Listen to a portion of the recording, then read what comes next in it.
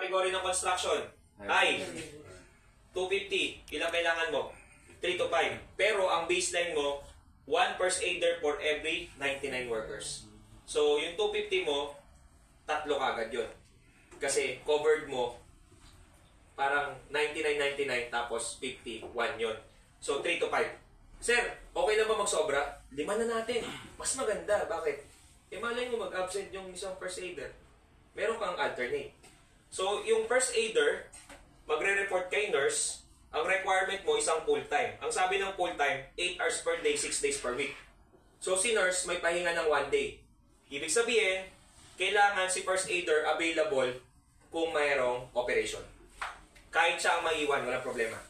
Si nurse naka-off ng Sunday. Si nurse ay magre-report kay doctor. 2 part-time. So, yung part-time mo, 4 hours per day, 3 days per week. Okay lang yun. Basta lagi may nurse. Okay lang din wala. May naka-day off si nurse, kailangan may first aider. Na nandun.